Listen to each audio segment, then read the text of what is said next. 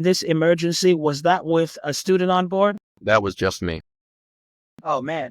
What happened? Paint the picture. I'm going to close my eyes. Paint the picture. All right, here we go. So it's pitch black night. I'm taking off out of the airport, going to Salt Lake City for a little fun flight. I'm climbing up to my IFR cruising altitude of 11,000 feet. And I reach my cruising altitude, and all of a sudden I hear the engine doing weird things, like a drop of 50 RPM or so. It's a carbureted engine, so I try carb heat. That doesn't work. About 10, 20 seconds later, the engine starts to surge from half power to full power to idle power. Back and forth, back and forth, back and forth. And nothing was working. Fuel selector wasn't working. Mixture, key, primer, the usual, nothing was working. So I make an immediate turn to Idaho Falls because right now I'm over mountainous terrain at night. Clear prop. Welcome to the Fly Media Podcast, where we explore the skies through the stories of those who fly them. If you're an aviation enthusiast, a pilot, or someone who looks up every time they hear a plane fly overhead, then you've come to the right place. Welcome to the Fly Media Podcast, everyone. I'm your host, O. We're in the Fly Media showroom as always. And today we've got Nathan, who is a CFI. He's going to share his journey with us and then talk to us a little bit about different steps he's taken, some tips for young pilots on their way to becoming CFIs, and of course, ATP. That is the goal of so many people in aviation, and it's not an easy one to reach. So good morning, Nathan, or good afternoon, Nathan. Thank you for coming on. Pumped to have you. Awesome. I'm happy to be here. So Nathan, what originally got you into aviation? So my story started very, very young. I'm the only pilot in my entire family. And it started, though they didn't know it, is when my parents took me to see the Blue Angels back in Seattle in Seafair when I was 3 years old. And watching them perform that young, I decided I wanted to be a pilot. They thought like every other kid I'd changed my mind, but they were wrong, and I never looked back since. That's what got me started. At a young age, you knew you wanted to become a pilot. The Blue Angels are awesome. I've seen them. They've flown over here in San Francisco. I've seen them down in San Diego as well. Anybody who hasn't seen them, they're the best of the best, doing it at a very high level as far as technique, formation, shows, just showing off. It's incredible to see. So from there, at what age did you get into aviation? Did you decide, all right, I'm going to start now, I'm getting my private? It was just an age game because for those of you who don't know, you can start at any age, but you can only solo when you're 16 and get your private pilot certificate when you're 17. So I started flying flight simulators at home when I was 11 years old, just getting used to what the dials looked like, getting used to kind of the feel of flying. And that put me pretty far ahead of most students. By the time I went into a cockpit for the first time, was when I started when I was 15, about a couple months before my 16th birthday. When that happened, I already knew all the flight controls, which was great. I didn't know anything about the theory of flying, but I knew how to fly a plane, mostly. So that's when I started, and then pretty much a couple weeks after my 16th birthday was when I got my private pilot certificate. So yeah, I started pretty young. So that you're of the camp of people that truly does believe flight simulators can be helpful in your training. Extremely. There's two different camps. There's some people that believe, no, that's going to teach you bad habits and screw you up and get you, offset. You won't have the fear of crashing because it's a game and not real life versus getting in an actual cockpit. But for you, you took it seriously, I take it. You wanted the reality, the realism. You treated it like you were flying a real plane. Yeah. And even if you don't, well, I think there's two schools of thought as well. There's the people who think they are helpful. And then there's the group of people who haven't flown a flight simulator. Okay. That's really what it is. Because whether you take it seriously or not, you learn something every time, just like when you go flying for normal. And especially if you don't have a keyboard set up, but like a proper either yoke or stick and throttle, it's really, really useful for the flight control stuff. Especially even tacting. Because I know how to taxi day one, and my instructor was like, wow, this is easy. And I'm like, I know. You just steer with your feet. That's it. As you started your private and you worked towards that, what would you say were your biggest struggles throughout the process of getting your private pilot certificate? My biggest struggle by far was studying, because I knew how to fly a plane really, really well. I soloed pretty early, which I learned later on as an instructor is not something to brag about at all. Put the time in. You don't want to solo when you're not ready. Just the studying of the theory stuff, which is something I see a lot of other students struggle with. I eventually got over it, but I was a kid. I wasn't that mature. I wasn't even in high school yet, so I didn't really take it seriously as I should have.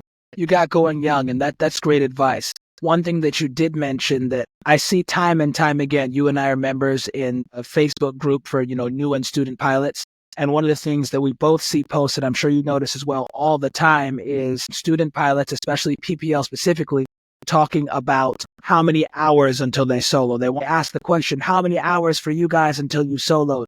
I think that's a very almost toxic question because you want to compare yourself to others, but there's really no value to gain by knowing when I soloed versus when he soloed versus when you soloed, right? What would you say to students that are stressed about their solo time? Well, the problem is it very much depends on their instructor. I'm not a new CFI. I've been one for 3 to 4 years. A senior instructor teaching other CFIs right now. The thing they need to understand is we're letting you go up on your own to potentially get yourself killed and others. And that is not something to be taken lightly. So as a result, for me personally, by the time it takes them to fly the plane properly, throw a couple of emergencies, not just the typical ACS ones, but ones that I have personally experienced, and to see how they handle it, usually, on the low end, like perfectly low end, 15 hours. Usually it ends up being 20 or more flight hours. The by far biggest stopper for solo is studying, because you're required to know certain ground items before you solo. Funny enough, weather isn't one of them. That's not acceptable to me. You need to know weather before you solo, so I'm doing that anyways. Cannot believe that's in the far aim. So if they don't study enough, you're not going up on your own. When they do study, well, the flying goes by quick. Perfect.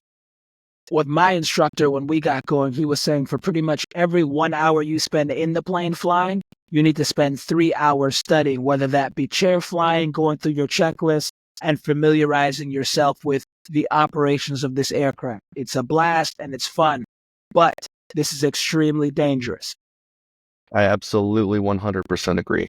There's stuff that you need to memorize and stuff that can be on the ground. Like, I'm not a big believer in tomato planes. If you know where to find it in the book, that's great. I don't care. What I do care about is weather items, because weather items that pop up in flight you cannot look up. So if it makes you a better pilot in flight, it's worth memorizing. If not, know where to find it. Moving on in your journey from private pilot, where you were a kid, you were 15 years old, 16 years old when you got your license. So from there, how long did you wait to start pursuing your instrument rating? Yeah, so I started at 15, soloed at 16, but I couldn't get my certificate until I was 17, so it's an age limit problem. But I jumped into my instrument right away. And this was all up in the Seattle area, in a very small, under-equipped flight school. I started my instrument right away. I did not leave any time. Awesome. And then throughout that instrument training, what would you say was the most challenging endeavor during instrument? Is it just being under the hood and learning to fly by instrument, not being able to look outside the plane? Not at all. You get used to that in about your first 2 or 3 flights. Because as a private pilot, you're used to, 0.2, 0.3 under the hood. Whereas instrument, it's all the time. Flight number 2, 3, or 4, you start to get pretty good at it. Even when instrument approaches that are difficult, you learn to eventually follow your needles. It's the communication that's difficult. You're doing every single thing on your own, and then you have to pay attention to your call sign and know exactly what to reply. It's managing all of that and being able to talk to ATC. That's the hardest part, by far, and I see it in my students all the time. So what advice would you give to a student who is starting their instrument training? What is going to help them to progress, I guess, the most smoothly without getting frustrated? So a couple of things. There's this guy on YouTube called Flight Insight. Has a 60 or something video series on the instrument rating. Binge them. They are all very high quality content. And go to Live ATC. Go to liveatc.net. Or just YouTube Tracon, which is approach and departure controllers. Tracon recording 1 or 2 hours, and just listen to the way they talk. Get used to the language, because it's very different from VFR. The nice part about Live ATC is the way they talk to a gen, the way they talk to you is identical for IFR world. It's the professional world. So just get used to it, listen to it as much as you possibly can. That would be my advice to any IFR students. because the communication's a lot. So it's definitely a lot of verbiage, a lot to memorize, write down, understand, and then repeat back. Because you don't just get calls. You don't just get your call signed. They give you an order and you just go, okay, got it. Yeah, no, a little more. All right, yeah. And I know in the beginning for me as a PPL student, I felt like things were just happening so fast in terms of, once you hear your call sign, deciphering what they said, understanding what they're telling you to do, and then repeating it back to them. In the beginning, you might just regurgitate right back what they say, and then you look at your CFI and go, so what do I do? It's like, don't repeat it if you don't understand it. You know what I mean? Yeah. It's also a big one is if you don't understand it, something, please, for God's sake, don't stare at your CFI like a lost puppy. Do one of two things. If you understand it, try and reply as best you can, or say again, because dead air tells them you're not paying attention. That's a no-no. So ask them to clarify. Say again, or repeat, or what do you mean by this? Don't leave dead air. Like 1 or 2 or 3 or 4 seconds, that's fine, but don't just let it. That's great advice. I know the feeling, the sweaty armpits. You're sitting there scared. You're like a lost dog. You're having fun, but you're terrified. Like everything happens so quickly. So most definitely, thank you for that. And then moving on to your journey, what did you do next? So after my instrument rating, I changed flight schools to pursue my commercial pilot certificate, which was next. Did that at an airport in Renton, Washington. And that took a while because it was 250 flight hours that you need total time. I was doing it under 141, so I got to do it with just 120 dual or instruction towards the certificate, which is a little bit different. That wasn't, looking back actually, as an instructor, the funny thing is, you learn a lot when you're a CFI, and you learn a lot about how in many areas your training was deficient. I probably wasn't very ready to be a commercial pilot. Mostly what I did with commercial was more advanced maneuvers, which is pretty easy, and then a little bit of complex aircraft systems. But that was it. There's not a lot involved in the commercial certificate other than time building and a couple extra maneuvers. So for my students, I up it quite a few notches, and I really train them to be able to be a professional pilot. That's awesome. So in that additional training, what other things do you focus on? So when I give it to my students, firstly, I tell them that none of this is going to be on the ACS, and that I'm preparing you to be a professional. So what I like to do is ahead of time, before they start their multi-engine, I'll train them on multi-engine aerodynamics, because it's really, really useful to know that before you start. And I'll also go into a little bit of turbine engine theory about how those works, because they will get at that on an airline interview. And I'll train them a little on high altitude and swept wing and supersonic aerodynamics. Okay, that does sound like some high-level advanced stuff. Little involved in the commercial oral. It's just, hey, can you use your certificate? No, that's holding out. Great, we're done. Really? It's nothing. It's that and advanced aircraft systems. It is not sufficient at all, in my opinion. Because with a commercial certificate, you can go out and fly for a charter company without an ATP. There's one that flies out of my area called Alpine with twin turboprops. You could go fly with them without knowing anything about turbines or anything about that aircraft. Where do I sign? I'm on the way. Literally. So I train them a little higher than they're expected to be, and they always appreciate it. That's awesome. So you're just readying them for the next level, right? You're commercially rated. When they get their check ride for whatever turbine engine aircraft they're flying, or as a part of their interview, which is very much like a check ride, correct? They are going to be asked these questions. Yeah, I've been interviewed by an airline before, and they asked me those questions. They asked me, what's coffin corner? What's critical Mach? What's Mach tuck? What's aileron buzz? What's a hot start? What's a hung start? Tell me how a turbine engine works. So unless you were smart enough to study that on your own, you would know nothing about that. And then it's bye-bye interview. Right. And prepared. Yeah. Another thing I get on times is, have you gotten anywhere in your instrument training, or have you not pursued that yet? I have not pursued that yet. I'm going to start ground school, online ground school in January. Gotcha. Well, one thing that I like to do is give my students some numbers to work with, and then plan the descent profile of a jet on something called a STAR, which is a standard terminal arrival route. Most, including my instrument training, are like, well, these are all designed for jets and you're never going to use these as a private pilot. I'm like, okay, great. And only now did I realize that's way not okay. Because we're training you for the instrument rating. Not an instrument rating Cessna 172, not an instrument rating airplane single engine land, no, instrument airplane. So, you got to know everything in the IFR system. Doing that of like flight level 240, cross this fix at 250 knots.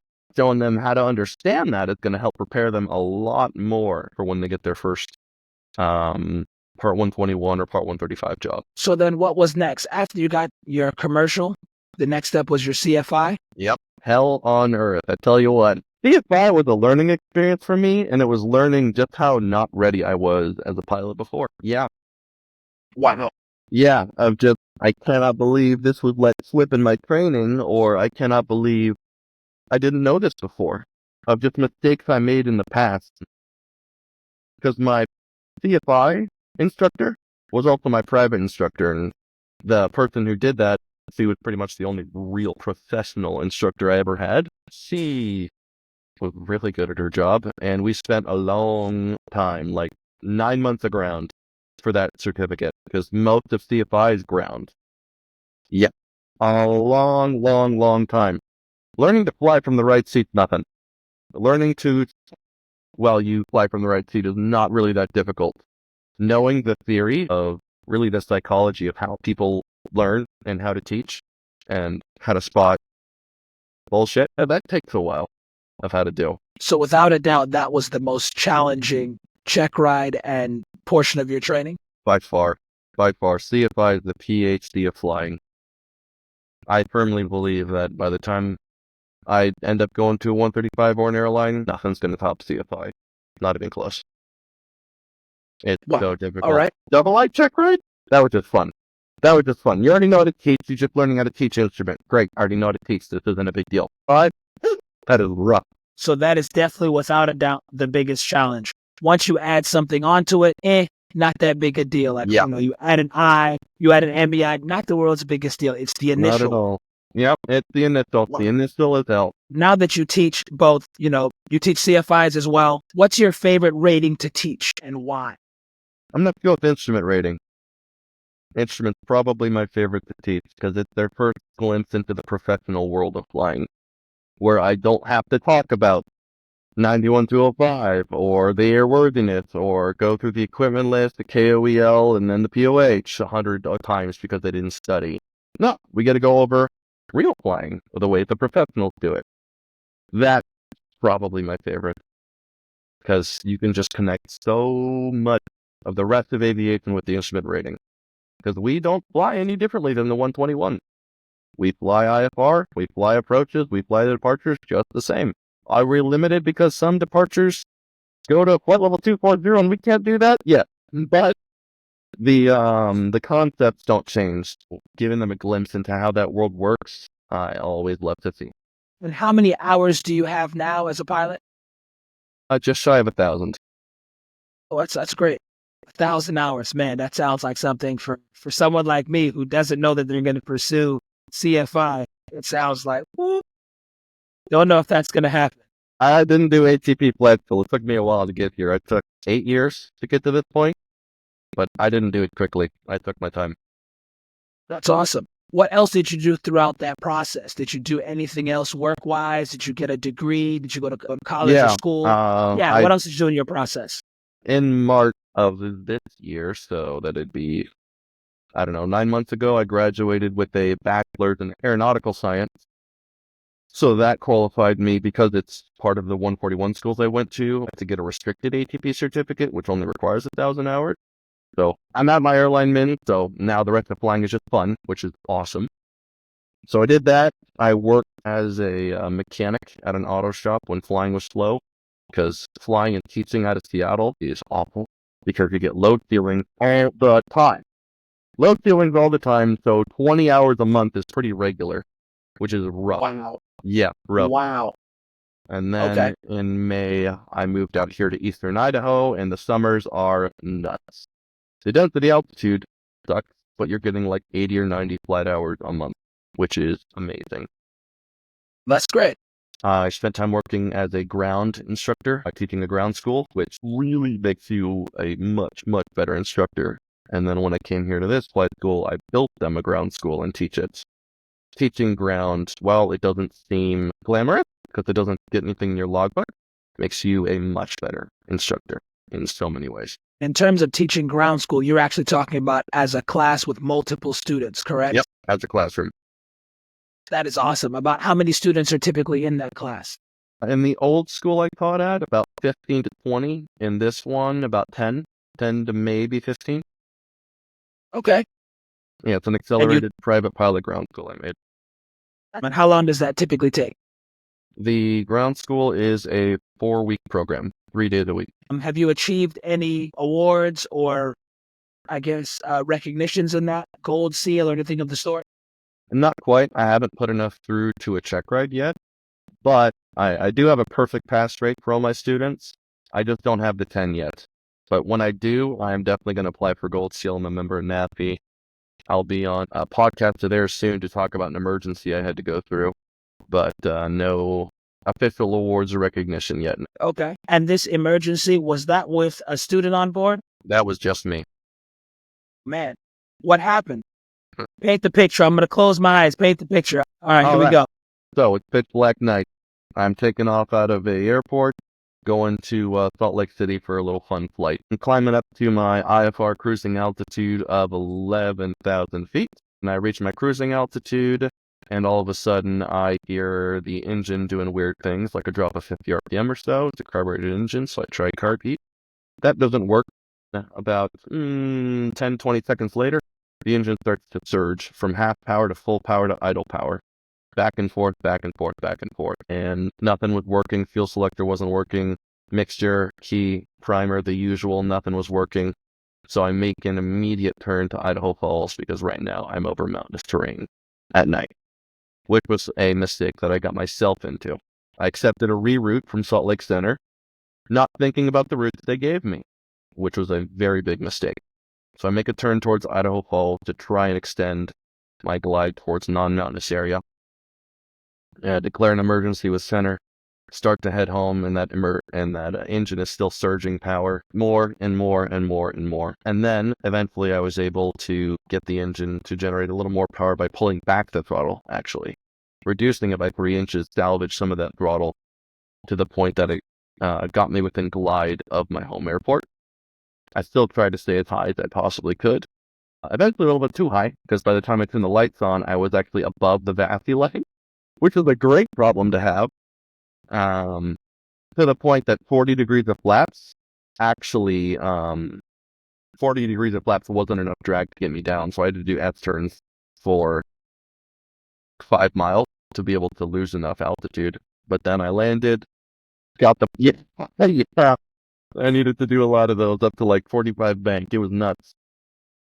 Was able to land the plane safely and get myself down, and I was able to make it out. But at night, engine failure, single pilot, near mountainous terrain, not a comforting time.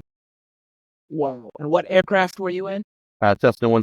And what is the altitude of the airport that you took off from? 4,800. Wow. So let's call that about 7,000 feet of elevation gain. Yep. And then the peaks, the mountains you were flying over, peaks were around what? I hadn't gotten into the mountainous area quite yet, which I'm lucky the problem was early instead of late. The peaks around were roughly in the 7,000 range. Okay. And if you couldn't make the airport, what was your, alternate, what was your plan? If I wasn't able to make that airport, I would have gone for Idaho Falls instead, which is a little bit further south. If I had to do this all over again, I probably would have just gone straight for Idaho Falls. Problem is, at night, over unlit terrain, you have no options. So if I couldn't make an airport, I would have just went to some street or some city light area, something with light area that I can put the plane down safely. But other than that, there's really no other options. Right, because in the dark, you don't know what it is. It could be a tree, a rock, the side of a mountain. You have no idea. Yep. Not a lot of soft terrain in eastern Idaho. And assume not. Yeah. Wow. Oh man, that had to be horrifying. Yep. Yeah, it wasn't in the moment, but when I flopped out of the plane, I just realized what had happened and kind of froze there. Slumped over the horizontal stabilizer for a good 5 minutes. Oh yeah, without question. Oh man, that's heavy. But Yeah. in that moment of emergency, what did you do? You fell back on your training, your experience, all the things that had up to this point been theory had to Mhm. now be put into use and now actually be an executed skill. Yep. Even then, with all that training, I still froze for a good 5 seconds before I recognized what had happened. No matter what training you have, it's still going to startle you your first time. And probably your second and third. To not have a second and a third one is enough for me, man. I hope you don't have a foot. I appreciate it saying, but I think that's a huge one. And when the time came, you had to DPS, do pilot shit. That's an acronym I got from a buddy who was on the podcast a while back. I asked him what his favorite aviation acronym was, and he said DPS, do pilot shit. I was like, man, I can't wait to use this. Great. Did they ever diagnose what caused that? Yeah, apparently. So, what did you fly in your training? I was in a 172 P model and model. Okay, so you operated on both fuel tanks all times, right? Yes. Yeah, here's the funny thing. For anything older than a certain 172 model, I believe it's the K and below, there was an airworthiness directive issued, and we're talking like 60s here, that the fuel line pressure is so low that above cruise altitudes of 5,000 feet, which is nearly airport elevation for us, you don't operate on both. You operate on single tank. None of us knew that. Wow. None of us knew that. So when I went up to do the trip again, same issue happened. But the thing is, the operating handbook says to operate on single tanks reaching cruise altitude above 5,000. So I did that, got to 11,000, switched to single tank, and then I still had the same symptoms. But I knew what to do this time. The way to fix this problem is to go on one fuel tank for 1 minute, and then in exactly 1 minute switch to the other fuel tank, as that will have given the time for the fuel vapor to clear, because it gets vapor locked in the lines for some reason. And then normal power and away. So now we've amended it that in the climb checklist, just in the climb checklist, go to single tank. You operate on both on takeoff or landing and no other times. And since then, we haven't had the problem, but that was the strangest thing I'd ever experienced. The Cessna 172 not on both. Are you kidding me? Yeah. And you had flown this particular aircraft before, same model. Months and months and months, at high altitude as well, and it only came up now. It seems like things always happen at the most inopportune times. At night, in the dark, alone, WTF. Yeah. Yeah. What would you say was the biggest takeaway from that incident? Be for very you? careful, because my route kept me over safe terrain, but I was like, oh, I was in the IFR world, I'm getting a reroute, I just do what they say. No. So I came up with 2 more rules since then. 1, if you're getting a reroute from a controller, in this case, Salt Lake Center, be very careful on the route before you accept it. And number 2, limit your time, ideally none, but we're in mountainous terrain, so it's kind of hard to make it 0, but limit your time at night over mountains to as little time as possible, or at the very least have a road under you. So I've made that trip to Salt Lake several times since then, so now I pick a different route that keeps me over a road. And there's only a risk area of about 10 miles where you're not in glide distance or anything, and I keep a very close eye on my indications during that time. Because you can't eliminate risks, you can only mitigate them to a certain extent. So if I don't have any other options, I'm going to do the trip during the day. That's good aeronautical decision making, right? Which is the biggest safety factor you have. The safest decision you can make is what? To not go. It's it, to not fly. Yep. You're an IFR rated pilot. You're a CFI. Obviously, you're a commercially rated pilot. And you still make the decision that even though you're legally able to do so, it's not in your best interest to make that trip at night unnecessarily. No. And I made the mistake to do it. Everyone makes mistakes, but I'm alive to learn from it. Did you train in 172s throughout your training, or did you fly other things, Pipers, as well while training, at least? Flew those? I didn't train in them. I trained in 172 Mike, Novembers, and Sierras. and now golf and hotel. Flown. So those are what I trained in, and then the multi I trained in was a very rare plane, is a Grumman Cougar. Only about 100 of them were made, and only 30 of them are airworthy in the country. So very, very rare plane. Beautiful twin. I've also flown a Cutlass, 172 RG. That was a lot to manage for my complex. I've flown Cirruses. I've flown maybe an Archer too. One piece Cirrus that was like cheating flying. But yeah, I do love my 172s. I like my Skyhawk. Okay. So are you high wing or low wing, with that being said? We're doing this, are we? You had to know it was coming. It's the biggest question in aviation, man. Man, I love my 172, but I do prefer low wing. I Why? don't have a lot of situational awareness. All I have to do is dip the wing one side or the other side, and bam, I've cleared the area. It's not a mistake, but one thing people misunderstand is in the ACS, it doesn't say do a clearing turn. It says clear the area. So if I'm in a low wing, I dip my wing to the right, look outside, dip my wing to the left, look outside, I've cleared the area. I can't do that in a high wing. I have to do a clearing turn. There's no choice. But that is one thing that's nice, as well as I can make a steeper pattern and still keep side of the runway. The only advantage high wing have is ground reference maneuvers. Ground reference maneuvers are a lot easier to do, especially 8-on pylons for your commercial. But other than that, I do prefer low wing, yeah. All right. So if I ever get to that level of commercial, I'm going to do it in a high wing. But I think like you, I'm in the same camp. I prefer low wing, and I've only got about 3 hours flying a low wing. A club that I joined recently has a Piper Archer 2, and I just got checked out in that plane. Got like 2.5 hours in it, and just loved it. You know, your pattern. You drop a wing on your pattern, and you can see where you are on final. You're not guessing as you roll out, like, did I make it? Oh, I overshot. You know immediately. So I love that aspect. I definitely did notice coming into ground effect, it feels like the second you get into ground effect, it's like the plane slips a little bit. If I had my choice, I'm going low wing all day, but I'm currently getting checked out and that travels at, I don't know, 155 knots versus the 118 that Archer goes. So it makes the world a little smaller for me. I think I'll still be flying that a little bit more than the low wing Archer.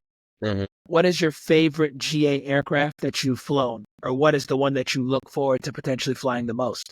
That I have flown 100% hands down the Grumman Cougar. I love that multi. I'd love to own one. I probably won't, because there are so few of them left. If you've ever heard of the Grumman Cheetah, it's a single engine freighter. So they made a lot of those, but only for a couple of years they ever made the Cougar. And listening to this podcast, if you've ever flown a Seminole for your twin, that's 2 180 horsepower engines, and it doesn't have a lot of performance. The Cougar has 2 160 horsepower engines and outperforms the Seminole in every way. Single engine climb performance, single engine service ceiling, takeoff, landing distance. It's the only aircraft I've flown where it flies better than the POH numbers. I've never seen a plane do that before, and it is incredible. Love that plane. Coolest part is, unlike so many other strange aircraft, it's so familiar for a 172 pilot, because it doesn't have what most GA twins have, which is a fuel-burning cabin heater. Nope, it's cabin heat off the exhaust, just like a 172. Just 2 basic alternators, not even an engine-driven hydraulic pump. It's just electrically powered. It's a very, very simple aircraft. Fantastic training platform, and flies really far. You pull the throttles back to like 65% or floor power, you're still doing 120. They can do 140 or 150 without even breaking a sweat. It's such a weird aircraft aerodynamically, and it's awesome. Yeah, the flight school I did my training at for that twin, which is the only one I know of that operates is Fast Track Flight Training in Knoxville, Tennessee. Oh, wow. I highly recommend it for anyone doing their multi-engine add-on. Very professional program. Okay. And how long was that program you went down there for, like 10 days?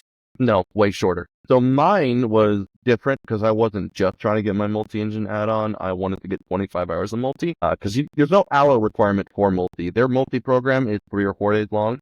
They schedule the check ride in advance. Mine was 7 days long because I wanted 25 hours in it.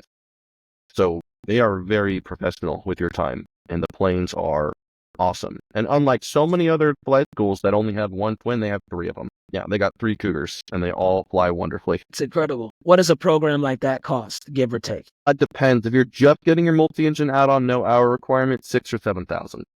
Check ride Okay. included. That's not that bad at all. No, I highly recommend. They've even got on site, like within a few miles, living for people who are out of state. So I That's stayed great. there for that, and that was good. I think I'll look into that. Plus, I'll get a week-long trip to Knoxville when my time comes. They got some really good food. See? Yeah. Now we're talking. My reason for getting my PPL was to fly different places and have food. I don't just go to airports. If there's a city or a town that I know of that is known well for something, or this burger place is supposed to be the best in the state, I'll fly to the nearby airport and Uber there, enjoy it, and then fly home. Dead End Barbecue, Sweet Peas Barbecue, or Calhoun's by the River are all incredible restaurants in Knoxville, all within walking distance. Okay. Shout out Knoxville. Anybody making a trip, make sure you check those places out for some good barbecue. That was a fun trip. What would you say is your favorite snack while flying? You know, you get up there and you cruise, you're in a cross country. What is it? What's your thing? I'm more of a drink than an eat guy. In the summer, it'll just be water. In the winter, I like to fill it up with apple cider. Just some hot apple cider while I'm going. Kind of a fat ass answer, but like a bag of mini donuts. That's what I like. Okay. Mini donuts sound good. I haven't heard that one yet. Oh. For me, it's a company called Universal Yums. Okay. My wife actually got them for us, I think for Christmas last year. It's like a 6-month subscription we got. It basically what it is, they send you a box with like 6 to 10 sweets and treats from a different country. So every month we got treats from a different country. It could be like a different type of Lay's chip, some type of a cookie or donut or biscuit, some type of toffee or hard candy, and you get like one of each. And that was really, really neat. So when we do our long cross countries, we'll pop open something and try a bunch of the different snacks along the way. I think it's something that's super neat. That's super cool. That's awesome. I love that.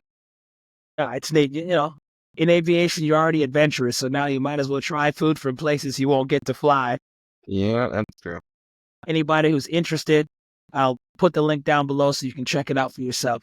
What is the one piece of aviation related tech or gear that you feel you couldn't live without? Ooh, that's a good question. Oh, without a doubt, my pivot case. Yeah, you I got have one too? I have one also. Uh-huh. Are you a mini or a full-size iPad? Full-size iPad. Okay. I want to be able to read my approach plate. Okay. I got the mini. I'm loving it. I think it's the right size. So I got that case for the same reason when I, had my flying. It's got the little kickstand and everything. Price Is well. yours the I one love with it. the suction cup on the side too? Mine does not have the suction cup. I bought it where you could put whatever attachment you want into the back, slide it on. Mm-hmm. So I bought the attachment for the suction cup and I put that on the window next to me because originally I was flying with it on my lap and on my long cross country to LA was in the sun. Yep. So it overheated. Yeah. And I was like, I'm in a high wing. So my next thing I did was I bought the suction cup and I put it on the window my next trip. So I don't fly without that in that location. Yep. Super easy. I can just touch, look, right back to flying. I got the same exact setup. I got the suction cup. I got it on the side. And then I have the air vent on hot days, ducting it on the iPad, and then it goes straight to me afterwards. Same, exactly. On hot days, my wife has all the vents on her. That overheat, I pull out my phone and just use my phone. So I'm like, all right, love, I need you to not overheat and be grumpy. It's amazing. But I have a photo of her sitting there with her head back like this. And my vent behind me is on her, hers in front of her, and the vent behind her is on her. Great. Oh, yeah. My pilot passenger princess loves it. That's what I call her, right? We have fun, man. My wife, she loves being in the plane, which I'm very fortunate for. And we have a good time going different places. I fly with friends a lot. Aviation has become more than a hobby. It's become an obsession. It's become the center of my thoughts and happiness. Mm-hmm. That is for sure. What is your favorite aviation-related acronym? A, B, C, D, E, F, F. Not familiar. Say again.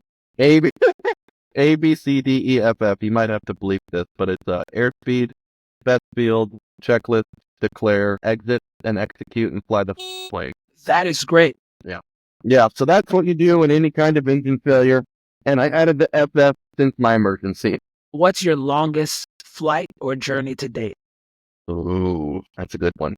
That would be from Renton Airport, which is pretty much right next to Seattle, to St. George, Utah.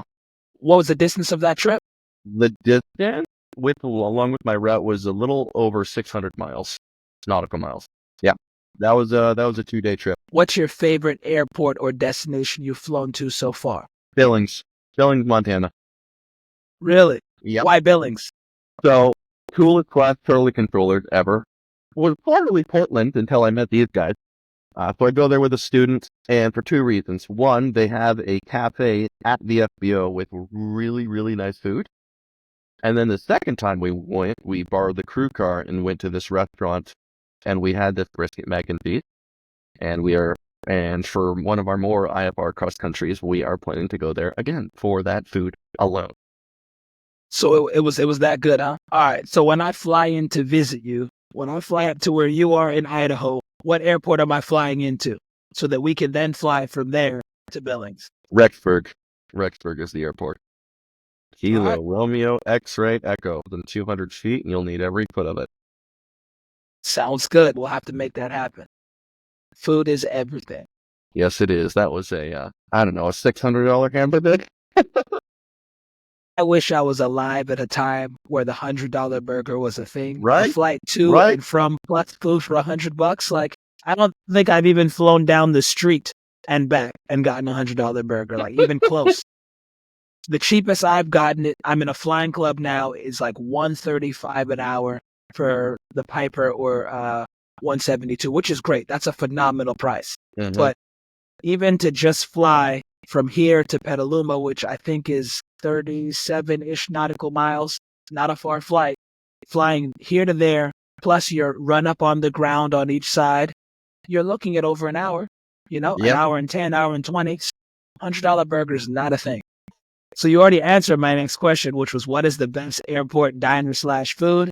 It's got to be that mac and cheese, huh? Yeah. Because that was at an airport in the city, so the cafe was good. If you're looking at one on an airport, Billings is close, but Twin Falls, I would say, beats it. Twin Falls is a really, really weird airport. They have a non-radar approach controller, yet they're Class Delta. They're a Talent airport, but they don't have an ATIS. They only have an ASOS. They don't have ATIS information. It's a really unique airport, and the cafe they have there is super cheap food, like cheaper than most restaurants, and way better quality for some stupid reason. Like a dinner for $12 or $13, which is really, really good. So take normal costs of restaurants and then put it at an airport. I don't understand why it's so good or so cheap, but I'm not complaining. That's perfect. It sounds like I need to do some more flying out of the state of California, where food is affordable. It's $16 for a burger anywhere I go. Yeah, no, it's pretty great out here. Are there any tips that you want to share or any lessons you want to share from your experience as an instructor as well as a pilot with anybody, listening or watching? Yeah, sure. So first thing I would say to my people who are either new instructors, or soon to be studying to be instructors is this is not a memorization game. This is putting this into practice. Yeah, you have to know RUAC. Yeah, you have to know Reaper for the laws of learning. Apply them. Ask your instructor to put you, hopefully they know, to put you in a situation in which you have to apply your fundamentals of instructing, not just memorization of them. Because the examiner is looking to know, do you know how to teach? Not can you regurgitate information? It's a very difficult check, right, for a very important reason. You're the barrier to safety of aviation. There's been a significant drop in quality of students and instructors in the past couple of years, and we need to fight that. A lot of people don't have the passion of flying anymore. They're just here to tick a box, and it's your job to make sure that they're a safe pilot. Never, ever, ever let anything related to safety slide. And if you're at a company that allows that or encourages it, leave, because it's not worth a mark on or a stain on your certificate. Take your job seriously, because while the pay, unfortunately, may not reflect it, this is the most important job in all of aviation, is teaching other people how to fly. and it's to be taken seriously. We all make mistakes, and we should share them with each other to help. Do not shame others for what they have done, but hold yourself to a professional standard. For the students out there, I would say, like Mr. Podcast Host here mentioned, make sure you study stuff on the ground. If you study, if you come prepared for your lessons, or if you work ahead, your flying will come much, much, much quicker. Because when we have to stop and do a ground lesson because you didn't study something, it's going to continue to raise the cost, and it's going to continue to raise the time it takes for you to fly. It's not in our best interest as instructors to give you advice on how to fly or to teach. It makes us more money. Sir, why do you think we're telling you to do it anyways? Because we're trying to look out for you the best we can. So, do your studying. Practice chair flying. It will make you so much better. And if it's an emergency, memorize it. And that's what I would have to say.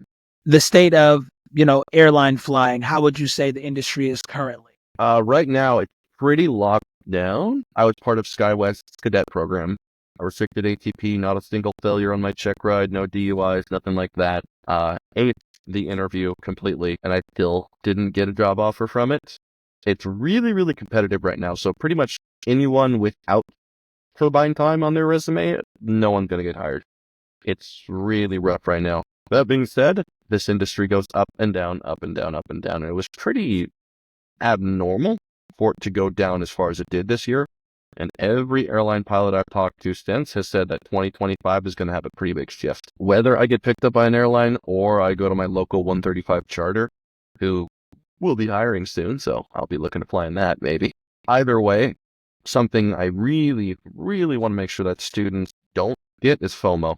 Like, the industry goes up and down. Don't pay attention to that. Right now, get your certificates, start building time, and start flying. And please, for God's sakes, if you're going to be an instructor, get your double I.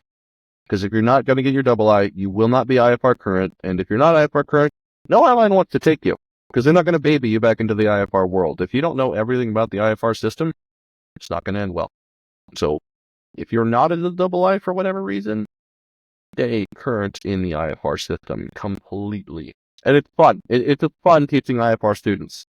Because you'll get a lot more IFR students than you will commercial. So if you want to break from doing pattern work, well, be able to teach instruments. It's a lot of fun. Trust me. I've been there. It always goes up and down. But don't freak out. Don't freak out. Things are bad. Woe is me. I should stop training. Get your certificates. Be ready. As soon as things change back, be employable. Yes. Like, remember that massive, ridiculous COVID hiring boom that's never going to happen again? I was a flight instructor building time at that point. When that hiring boom closed, I was still a flight instructor. Because when my time comes, it'll come, even if it's late. Am I at my airline minimums? Yes, but guess what? I'm also really good at teaching. I kind of enjoy it. So I'm going to keep doing this until I get hired or until I die. Because I'm never not going to fly. For people who don't currently have turbine time, how would you say they should get some? Two things. Either one, wait it out because it will come back to the normal flow of, your CFIs and whatnot. So don't focus too hard on that. But if you really want to, look into Part 135 stuff. Because you can get not only turbine time, you can get turbine PIC time with a Part 135 operator. Perfect. Yeah. So if you really want to, you can do that. But also, don't be afraid to wait it out because it will come. Yeah, I think we definitely had an episode it's going to be very useful for student pilots and people who are either just starting their journey or have already began and just kind of looking as what do I do next? Where am I supposed to go from here? Stay focused, stay on track, and enjoy the process, right? Like, you're flying an airplane, you're working towards something that you love, and it's not like the process is terrible. The process is still a good time. It's just costly. Like I said, biggest thing is in the last few years since that post-COVID hiring boom, quality of instructors and students have dropped so far. Before that, it was pretty typical to get good students who knew what they were wanting to do. After that, because of ATP and their stupid, direct to A320 in 7 or 8 months garbage, which is a complete lie. Everyone saw the $300K paycheck. They didn't see the decade of suffering it takes to get there. So they show up, and I think about 90% of my students fall off before they ever solo. Really? That big of a difference. I've trained 30 to 60, somewhere around there from when I've been at the time of this flight school. Only 5 have soloed, and 3 are either check ride ready or have completed a check ride. It is a very high turnover rate, even before that, but now it's so much worse. Yeah, I heard the attrition rate, the normal average has been around 70% of students don't ever, finish their PPL. Yeah. Which is nutty. Biggest tell for me is solo. If they can make it past solo, they'll probably make it through the rest of their training unless they run into a pretty significant issue. Yeah. Health, financial, family, Yeah. Which sucks because flight training is getting worse and worse and worse, and the loan companies that do it are so damn predatory. It's really starting to become impossible. Thanks for coming on. It's been a blast. I really appreciate it. Thanks for sharing your story, your adventures, your oh shit moment, and sharing the knowledge that you've gained throughout your process. To you guys out there listening, thanks for tuning in, and may there always be wind beneath your wings. Safe flying. Thanks for tuning in, and may there always be wind beneath your wings. Safe flying.